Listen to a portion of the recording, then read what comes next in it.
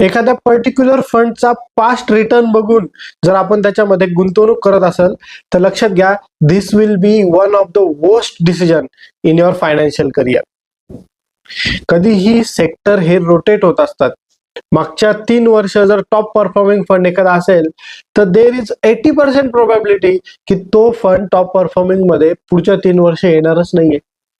आपल्याला योग्य वेळेला आपल्या गोल्स अचीव्ह व्हावे या दृष्टीने गुंतवणूक करायची आहे. जर एखाद्या फंडने मागच्या काही वर्षात रिटर्न्स दिले याचा अर्थ तो पुढेही देईल असे अजिबात होत नाही. ही गोष्ट लक्षात घ्या. आपल्याला करायचं काय आहे की कन्सिस्टंट रिटर्न मिळवायचे आणि असा फंड निवडायचा आहे का ज्याच्यामध्ये ड्रॉडाऊन लिमिटेड आहे.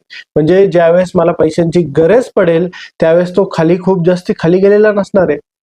नाहीतर असे खूप जास्त थीमॅटिक फंड्स असतात की ज्याचे काही लास्ट इयरचे 6 महिन्याचे एक्स्ट्रा ऑर्डिनरी रिटर्न्स असतात, पण ते आपल्या गोलला साजेसे आहेत का?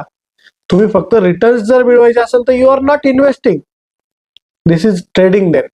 सो लक्षात घ्या, आपल्या गोल आपल्या रिस्कच्या कॅपॅसिटी नुसार काम करा. स्वतःची रिस्क असेसमेंट करून घ्या ऍडवायझर कडून आणि मग डिसिजन घ्या. That will be best for you.